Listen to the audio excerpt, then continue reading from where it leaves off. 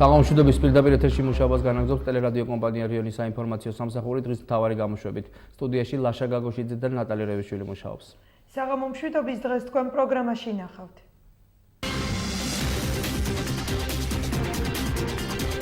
სოფელ მეორე სვირის მოსახლეობის საპროტესტო აქცია დეტალები დღის ამბებში. რაც წარმოგვიდგინა ამ პიროვნებამ საბუთები ეს არ გვაქვს ჩვენ დამაკმაყოფილებდა. თამარ მეფის ქუჩის რეაბილიტაცია გრძელდება ნახეთ რამდენიმე წუთში. ამენდები გვაძლევს საშუალებას იმისა, რომ განახორციელოს სამუშაოები, მათ შორის შემასწორებელი პენა დაიგოს თამარ მეფეზე. ახალგაზრდული ბანაკი 2015 მონაწილეების მიღებას იწყებს. გაიგეთ საინფორმაციო პროგრამის დასკვნით ნაწილში. ბანაკში მონაწილეობას მიიღებენ ახალგაზრდები 18-დან 25 წლამდე.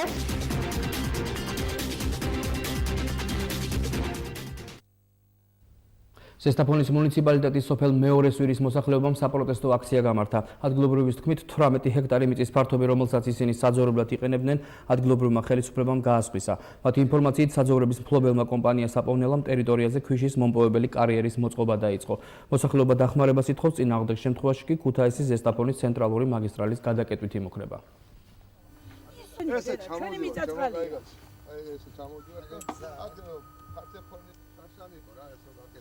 რაც წარმოგვიდგინა ამ პიროვნებამ საბუთები ეს არ გვაქვს ჩვენ დამაკმაყოფილებდად. არ არის დამაკმაყოფილებელი ჩვენი უბნისთვის და ჩვენ თუ ვერ მივახცევთ იმას, რომ ეს ტერიტორია დატოვოს და გადავიდეს სხვაგან, სადაც შეიძლება რომ მართლაც სოფელი კმაყოფილი იქნება, თუ ამოიღებს სხვა ღორცს იქ, პირიქით მაძრობელი ვიქნები ჩვენი სოფელი და დინარის ვინაც კარგია, სადაც მიაქვს დინარის საძოვრები, იქით მართლა მიაქვს. ამის გულობებში თუ ამას არ გააკეთებს, მაშინ ჩვენ იძულებული ვიქნებით რა ალბათ პროკურატურას მიმართათ, არ რაღაცას მიმართათ, რომ გავიგოთ სიმართლე. მე პირადად ვიყავი ხაზინატარი, რომელიც ვიღებდი აი მოსახლეობიდან ფურცას, შემქონდა იჯარით, რაც იყო დაწესებული იმ პერიოდში. ამის დამოუკიდებლობის საბუთები ჩვენ გაგვაშა და ხავს ამისი მოწმება, რომ ეს არის სიმართლე. ჩვენ და დაუკითხავთ, ჩვენ კი არავის შეგვეკითხება, რომ კონსულტაცია ჩვენთან უნდა ყოფილიყო, რომ აი ჩვენ შეიძლება ჩვენ შეგვეყიდა ის საძოვარი, რაც ახლა ჩვენ ვჭხუბობთ, დავობთ ამ წლების მანძილზე, ხო შეიძლებოდა. ვინმე დაეპატრონა სირაძე. ჩავედით თხოვეთ როგორმე მუქარის გარეშე თხოვით რომ ამდენი ხალხი ჩვენ მას არ დავეტაჟეთ და ულუყრუთ არ დავეტოვეთ მაგრამ აი რასაც ქვია ჯინაზე ირჯება ჩემია ყველაფერიო ადგილობრივი მთავრობა ჩაყენებულია საქმის ყურში მოსახლეობა აპირებს რომ იდაოს სასამართლოში რამდენად სამართლიანად არის ეს ტერიტორია გასხვისებული გაცემული და სამართლებრივი მეთოდებით მე დაუჭერ მხარს სამართლებრივი მეთოდებით დავას და როგორც ასეთი რომ გზა გადავკეტო და ამას არ მოუწოდებ მე არა ქუთაისში ავტოსაგზაო შემთხვევას 19 წლის გოგონას სიცოცხლე ემსხვერპლა. თვითმხილველების განცხადებით გოგონა წმინდა ბარბარეს სახელობის ტაძრიდან გამოვიდა და გადასასვლელზე გადასვლისას მანქანა დაეჯახა. იგი სასწრაფო დახმარების ბრიგადამ საავადმყოფოში გადაიყვანა, თუმცა გოგონა საავადმყოფოში მიყვანამდე გარდაიცვალა. მძღოლიკის შემთხვევის ადგილიდან მიიმალა. ჩემგან დამიტოვა სათვალე და ტელეფონი ეჭირა. დამიტოვა აქ და გავიდა და მე მოხდა ეს ამბავი და რა მოხდა ეს ხალმა თქვა ვიღაცამ რომ არიქა ჩვენ რისი მომსწრებ გავხდიო მანქანა დაეჯახა იმას რომ შემეშინდა ახლა მე ვფიქრი ეს გოგო ხომ არ არის მე და მართლაც ის გოგო შემჩა თავსაფარი ეხურა რომ იყო წაქცეული ძირს და ეგდო ძირს დავინახე ეს სისის გუბერდება და გუბერი რატო მანქანა დიდი სისწრაფით გადაადგილდებოდა არ ვიცი არაფერი მე მანქანას საერთოდ არ დამინახავს თვალ არა წაიყვანეს აქედან მაგრამ მე როგორც ჩანს ის როჩევ ხედა ისედაც ის იყო შეინძერმა რა ის ისედაც ნარი იყო რა სასტუმრო თბილისში მცხოვრები დევნილი ბავშვი არის აფხაზეთიდან როგორც მითხრეს 16 წლის აი ეკლესიის წინ გაიტანა მანქანა მეტი სხვა ინფორმაცია მე არ გამაჩნია და როგორც ამბობენ მძღოლი მიიმალა კოტე კუბლაშვილის შემცვლელის ვინაობა ჯერ კიდევ უცნობია, სამაგიეროდ ცნობილია სავარაუდო კანდიდატთა სია. საპარლამენტო პარტიებიდან კანდიდატი მხოლოდ თავისუფალმა დემოკრატებმა წარადგინეს. ახალი თავმჯდომარე პრეზიდენტის წარდგენით პარლამენტმა უნდა დაამტკიცოს. ვინ შეცვლის კოტე კუბლაშვილს, შალვა შავგულიძე, ირაკლი ბურდული და ახალგაზრდა იურისტთა ასოციაციის ყოფილი თავმჯდომარე ანა დოლიძე. უზენაესი სასამართლოს თავმჯდომარეობის წარდგენილ კანდიდატთა რაოდენობა იზრდება. საპარლამენტო პარტიებიდან კანდიდატურა მხოლოდ თავისუფალმა დემოკრატებმა წარადგინეს. მათ შალვა შავგულიძე დაასახელეს. დეპუტატი თავისუფალ დემოკრატებში ქართული ოცნების რიგებიდან გადავიდა. დღეს პრეზიდენტს ანა დოლიძის კანდიდატურა სამმა არასამთავრობო ორგანიზაციამ შესთავაზა. საკუთარი კანდიდატურის დასახელება გადაიფიქრა არასამთავრობოთა მეორე ნაწილმა. მთელი ჩვენი საინიციატივო ჯგუფის მხრიდან პიროვნული და პროფესიული მოლოდინი არის ის, რომ ქალბატონი ანა უპასუხებს იმ პრობლემას, რომელიც დღეს სასამართლოს წინაშე მთავარი ყველაზე მნიშვნელოვანი პრობლემა ნდობის არ არსებობა, ისე რომ პირველი, რასაც ანა დოლიძე უპასუხებს საქართველოში, როდესაც ის იქნება უზენაესი სასამართლოს თავმჯდომარე, არის საზოგადოების ნდობა, ნდობის დაბრუნება, ნდობის აშენება სასამართლო სისტემის მიმართ. ცნობილია, რომ საკუთარ კანდიდატებს არ დაასახელებენ კოალიცია ქართული ოცნება და ნაციონალური მოძრაობა. გავრცელებული ინფორმაციას კანდიდატად დარეგისტრირების შესახებ უარყოფს უმრავლესობის წევრი თინა ხიდაშელი. ეს ადმინისტრაცია დამიკავშირდნენ და მითხრეს, რომ ჩემი კანდიდატურა წარდგენილია. პირველ რიგში დიდი მადლობა მინდა უთხრა იმ ჯგუფებს, ვისაც ასეთი აზრი გაუჩნდა, მაგრამ რა თქმა უნდა, ამ ეტაპზე ამაზე საუბარი არასერიოზულია. Every მიზეზი აქვს ამას, მაგრამ ყველაზე მთავარი ალბათ ის, რომ მე ვფიქრობ, რომ ჯერ კიდევ აქტიურ პოლიტიკაში შემიძლია მეტის გაკეთება, ვიდრე მანტია ჩავიცვა და დავდუმდე. მისი ასაკი ალბათ მოვა მე როდესმე და ასევე ჩემ შემთხვევაში ძალიან მარტივად ინტერესთა კონფლიქტი არის. ერთი ოჯახიდან ორი ხელისუფლების შტოს ხელმძღვანელი თუ არ ვიქნებით, მე მგონი ქვეყნისთვის უკეთესი იქნება. უმრავლესობას არ აქვს არანაირი პოზიცია ჩამოყალიბებული რომელიმე კანდიდატის მიმართ და ჩვენთვის გადამწყვეტი და მნიშვნელოვანი ხმის მიცემის დროს არ იქნება ის, ვინ წარადგინა რომელიმე კანდიდატი. ჩვენ კანდიდატს ვაძლევთ ხმას და არა მის წარმდგენ ორგანიზაციას ან ორგანიზაციებს. კანდიდატს არ უნდა კონდეს პოლიტიკური წარსული, მას არ უნდა კონდეს მიღებული მონაწილეობა გასულ წლებში საქართველოში პოლიტიკურ ბატალიებში და მეორე ეს არის მისი კვალიფიკაცია, რომელიც სასურველია იქნება იყოს დადასტურებული მისი მოღვაწეობით საერთაშორისო ორგანიზაციებში ან სწავლით უცხოურ წამყვან უნივერსიტეტებში და შემდეგ. ეს არის ორი კრიტერიუმი, რომელიც ჩვენ შევთავაზეთ პრეზიდენტს, თუ ესეთი კანდიდატურა იქნება წარმოდგენილი, ჩვენ დაუჭერთ ხოლმე, სხვა შემთხვევაში ჩვენ ამ კანდიდატურას ხარს არ ვაძლევთ. შავგულიძე არ მაყოფილებს ამ შავგულიძე ვერ აკმაყოფილებს ამ კრიტერიუმებს, პირველ კრიტერიუმს იმიტომ რომ ის არის პოლიტიკური პარტიის წევრი, ამ წუთში პარლამენტის წევრია თავისუფალი დემოკრატების. უზენაესი სასამართლოს თავმჯდომარის პოსტზე კონსტანტინე კუბლაშვილს უფლება მოსილების ვადა 23 თებერვალს ეწურება. ის ამ თანამდებობაზე 2005 წლიდან მუშაობს. ახალი თავმჯდომარე პრეზიდენტის წარდგენით პარლამენტმა უნდა დაამტკიცოს.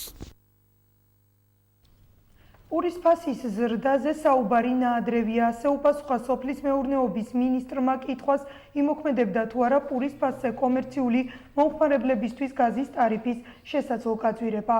ოთარ დანელია განმარტავს, რომ საკითხზე ინტენსიური მოლაპარაკებები და მუშაობა მიმდინარეობს. გაზის ტარიფთან დაკავშირებით განცხადება პრემიერმა 5 თებერვალს მინისტრთა კაბინეტის ხტომაზე გააკეთა. ირაკლი ღარიბაშვილის თქმით, მთავრობა ყველაფერს აკეთებს, რათა გაზის ტარიფის გაზრდა თავიდან აიცილოს.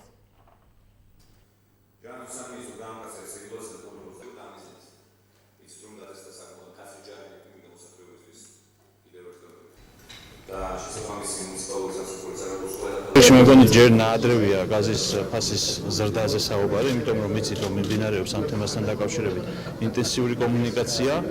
შესაბამისად მოდი დაველოდოთ მოვლენებს, მაგრამ ჯერჯერობით მე როგორც უწინაც ვახსენე, ჯერჯერობით ბალანსი არის შენარჩუნებული, ამიტომ ამ ეტაპზე თუ რაღაცა განსაკუთრებული ცვლილებები არ მოხდა, მე ვფიქრობ რომ მოსალოდნელი არ არის და ასევე იმედია რომ გაზის გაძვირებაც არ იქნება საჭირო. შინაგან საქმეთა სამინისტრომ ყალბი ვიზების დამზადების ფაქტზე ორი პირის სისხლის სამართლის პასუხისგებაში მისცა. 1975 წელს დაბადებული მამაკაცი და 1965 წელს დაბადებული ქალბატონი ყალბი ოფიციალური დოკუმენტის დამზადება, გასაღება, შეძენისა და გამოყენების ფაქტზე დააკავეს. გამოძიებამ დაადგინა, რომ ისინი ერთ-ერთ მოქალაქეს 18,000 ამერიკული დოლარის სანაცვლოდ ამერიკის შეერთებული შტატების ყალბი ვიზის დამზადებას დახბირდა. ასევე გამოვლინდა პოლონეთის ვიზის გაყალბების ფაქტით. სამართალდამცველებმა მანქანის ჩრეკისას ყალბი დოკუმენტები ნივთმტკიცებად ამოიღეს, ხოლო საცხოვრებელი ბინის ჩრეკისას ამოღებულია 29,000 ამერიკული შეერთებული შტატების დოლარი და 2,000 ევრო. დანაშაულში მხირებული ორივე პირი აღიარებს ჩადენილ დანაშაულს. ჩატარებული გამოძიები დადგინდა, რომ ბრალდებულები პერიოდულად მოქალაქეებს 18,000 ამერიკული დოლარის სანაცვლოდ უმზადებდნენ ამერიკის შეერთებული შტატებისა და შენგენის წევრი ქვეყნების ყალბ ვიზებს. კერძოდ ისინი მოქალაქეებს სხვადასხვა ბანკებში წინასწარ არიცხებდნენ სავიზო აპლიკაციის შესავსებად საჭირო ოფიციალურ გადასახდელ თანხას, რის შემდეგაც უმზადებდნენ ყალბ ცნობებს სამუშაო ადგილისა და ყოველთვიური ანაზღაურების შესახებ. ბრალდებულები აღნიშნულ ყალბ ცნობებს ვიზების მიღების მიზნით წარადგენდნენ ამერიკის შეერთებული შტატებისა და შენგენის წევრების ქვეყნის საელჩოებში.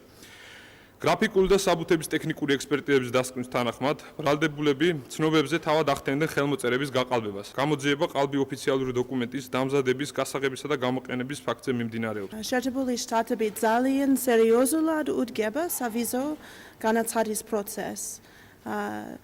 ჩვენი კონსულები მსოფლიოს ყველა ქვეყანაში ცდილობენ აღმოაჩინონ და აღკვეთონ ვიზებთან დაკავშირებული თაღლითობა. შეერთებული შტატები აფასებს ქართველ სამართალდამცველებთან თანამშრომლობას, რათა დავიცვათ სავიზო პროცედურები და ვებრძოლოთ თაღლითობას. მადლობას ვუხდით ქართველ სამართალდამცველებს ჩატარებული დაკავებებისა და მიმდინარე გამოძიებისთვის. პროგრამას უცხოეთის სიახლეებით განვაგრძობთ უკრაინის ქალაქ დებელცევოდან მოსახლეობის ევაკუაცია დაწყებულია. დაპირისპირებული მხარეების შეთანხმებით გაიხსნა ეგრეთ წოდებული მწვანე კორიდორი, რომლის დახმარებითაც ადგილობრივები კონფლიქტის ზონიდან გასვლას მშვიდობიანად ახერხებენ. ამის შესახებ უკრაინის შინაგან საქმეთა მინისტრის წარმომადგენელი Facebook-ის საკუთარ გვერდზე წერს. უკრაინული მედიის ცნობით, დებელცევოდან ხალხის გამოსაყვანად 20 ავტობუსი გაიგზავნა.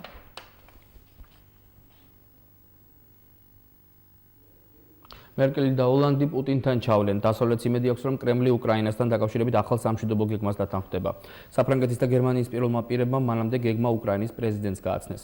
5 საათიანი მოლაპარაკებების შემდეგ პოროშენკომ განაცხადა, რომ პროცესი იმედის მომცემია. პარალელურად კიევში იმყოფება ამერიკის სახელმწიფო მდივანი ჯონ კერი. მედია წერს, რომ მოლაპარაკებები სავარაუდოდ ლეტალური იარაღის გადაცემაზე დაიწყო. რუსეთის ეკონომიკა მძიმე მდგომარეობაშია და პრობლემების სწრაფად გადაჭრის გზა არ არსებობს. ამის შესახებ რუსეთის პრემიერ-მინისტრმა დიმიტრი მედვედევმა განაცხადა. მისივე თქმით, ახალ რეალობასთან შესაგვებლად რუსულ ეკონომიკას 1 ან 2 წელი დასჭირდება. ფაქტია, რომ პრობლემებს უცებ ვერ მოვაგვარებთ. იორდანიის საჰაერო ძალებმა სირიასა და ერაყში ეგრეთ წოდებული ისლამური სახელმწიფოს პოზიციებზე ავიაერიში განახორციელეს. დაიბომბა ისლამისტების სარწმუნოელი ბანაკები, თავშესაფრები და საბრძოლო მასალების რამდენიმე საწყობი. იორდანიის საგარეო საქმეთა მინისტრის განცხადებით, ეს მხოლოდ დასაწყისია და ხელისუფლება სურს იძიებს მათი მფრინავის სიკვდილისთვის. რამდენიმე დღის წინ ეგრეთ წოდებული ისლამური სახელმწიფოს მებრძოლებმა გასული წლის დეკემბერში ტყვედ ჩავარდნილი იორდანელი მფრინავი ცოცხლად დაწვეს. ათენში მრავალათასიანი საპროტესტო აქცია გაიმართა. დემონსტრანტები ევროკავშირსა და ევროპის ცენტრალურ ბანკს საბერძნეთის საგარეო ვალის მიმართ პოზიციის შეცვლისკენ მოუწოდებენ. საპროტესტო აქცია მას შემდეგ გაიმართა, რაც ფინანსთა მინისტრმა მოსახლეობას მოუწოდა პატივის ცემით მოეკიდონ წინა ხელისუფლების მიერ ხელმოწერილ შეთანხმებას. ტაივანში რამდენიმე დღის წინ ტრანსაზია ერვეისის კუთვნილი თვითმფრინავის ავიაკატასტროფის მიზეზი ორივე ძრავის მწყობრიდან გამოსვლა გახდა. ამის შესახებ BBC იტყობინება. გამომძიებლებმა თვითმფრინავის ჩამოვარდნის მიზეზი ეგრეთ წოდებული შავი ყუთის ინფორმაციის გაშიფვრის შედეგად დაადგინეს. ავიაკატასტროფა ტაივანის დედაქალაქთან ახლოს მოხდა. თვითმფრინავი მდინარე კოლუნგაში ჩამოვარდა. ბორტზე 58 ადამიანი იყოფებოდა, მათგან 35 დაიღუპა. პროგრამას ადგილობრივი ინფორმაციით განვაგრძობთ. თამარ მეფის ქუჩის რეაბილიტაცია გრძელდება. სამუშაოებს ტენდერში გამარჯვებული კომპანია დაგი პლუსი ახორციელებს. თამარ მეფის ქუჩაზე კილომეტრი და 200 მეტრი ასფალტის საფარი იცვლება, კეთილ მოიწყო ბორდიულები, ტროტუარები, მოაჯირები, გამოიცვალა სანიაღვრე სისტემა. პროექტი რეგიონული განვითარების ფონდიდან ფინანსდება. სამუშაოები დღეს ქალაქის მერმა დაათვალიერა. ამინდები გვაძლევს საშუალებას იმისა, რომ გამახორციელოთ სამუშაოები, მათ შორის შემასწორებელი ფენა დაიგოს თამარ მეფეზე. ფაქტიკულად 2 დღეში უკვე შემასწორებელი ფენა დაგებული იქნება და მანქანებისთვის ძირითადი შეზღუდვები მოხსნილი იქნება. თუმცა რა თქმა უნდა საბოლოო ფენა, როდესაც უკვე ისე იგი რამოდენიმე კვირით დაიკავებს თბილამინდებს, ხოლო მას შემდეგ იქნება შემასწორებელი ფენა. სხვა სამუშაოები, როგორც არის იგივე ტროტუარების, ბორდიურების, მოაჯირების მოწყობის ძირითადი ნაწილი დასრულებულია და მე მიმაჩნია რომ ძალიან სწორი იქნით, ოდესაც ეს პროექტი დროულად დავიწყეთ. მართლმადიდებელთა კრებული ეკაბესელიას მადლობას უხდის. ადამიანის უფლებათა დაცვის კომიტეტმა განიხილა 100,000 ხელმოწერა ალტერნატიული პირადობის მოწმობების დაშვების მოთხოვნით და გადაწყვიტა შესაბამისი რეკომენდაციით იუსტიციის სამინისტროს მიმართოს. ამის შესახებ ინფორმაციას მართლმადიდებელთა კრებული ავრცელებს. კრებულის წევრები კომიტეტის პოზიციას გმირულს უწოდებენ და მის თავმჯდომარეს ეკაბესელიას გადაწყვეტილების დროულ აღსრულებას თხოვენ. მოქალაქეების მიერ გავრცელებული ინფორმაცია პარლამენტის საიტზე ადამიანის უფლებათა დაცვის კომიტეტის გვერდზეც დადასტურდა. აღნიშნული სხდომა 29 დეკემბერს გაიმართა.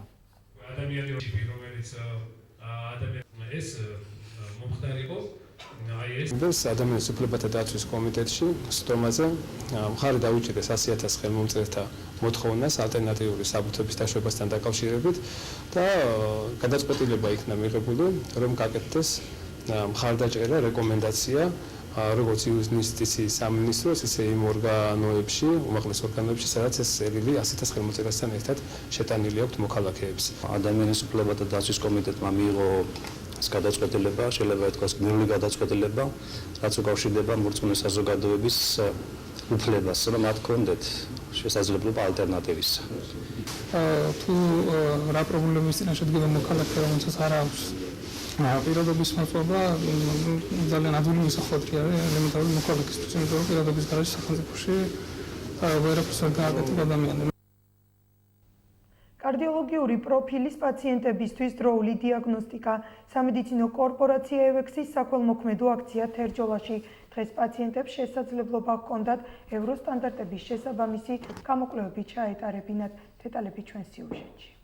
სამედიცინო კორპორაცია ევექსის საქველმოქმედო აქცია თერჯოლაში. კარდიოლოგიური პროფილის ექიმებმა პაციენტებს უფასო სამედიცინო გამოკვლევა ამჯერად თერჯოლის რაიონულ ჰოსპიტალში ჩაუტარეს.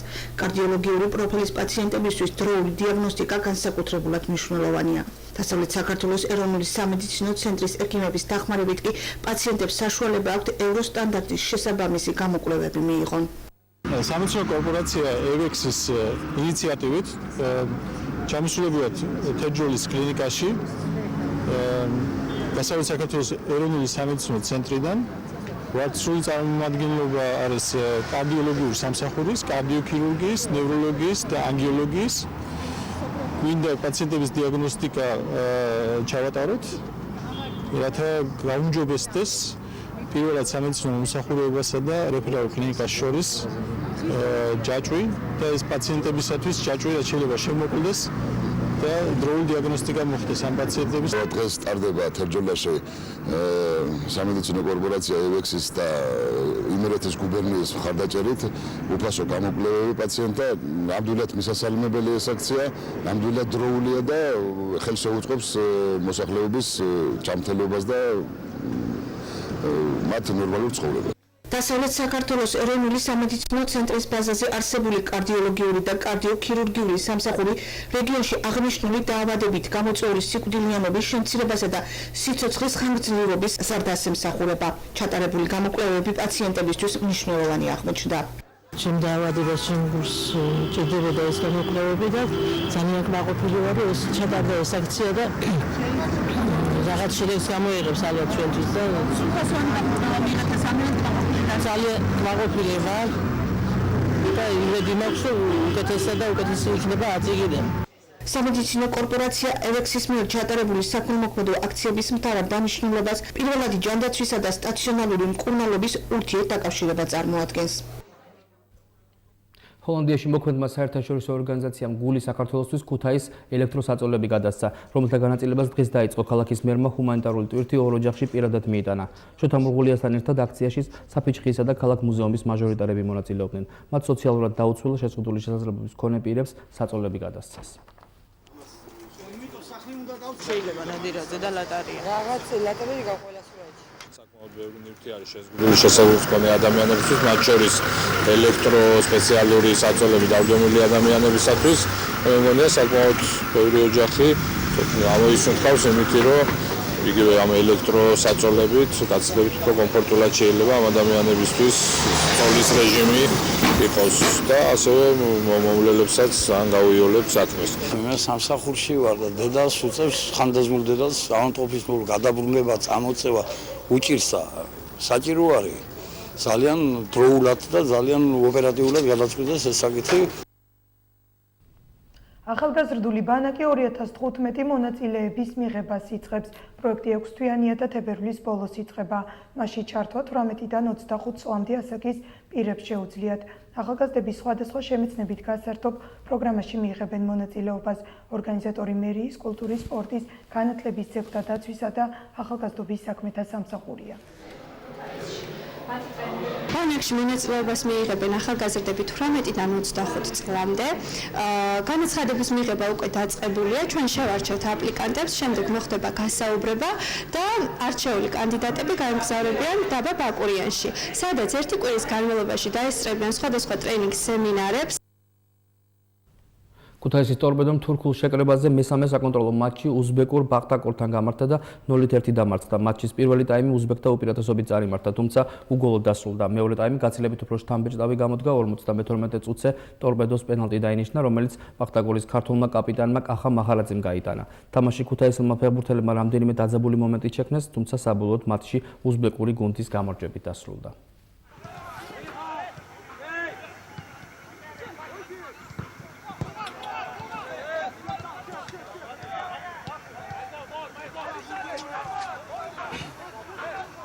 პირველი ნახევარი არ გამოვიდა ისეთ როგორც მინდოდა, იყო ბევრი შეცდომები.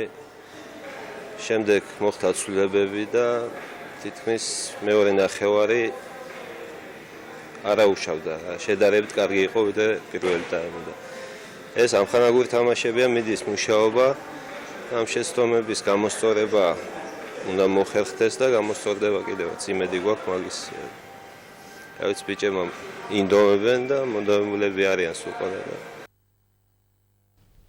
პროგრამის ბოლოს ნახოთ ხვალინდელი დღის ამინდის პროგნოზი.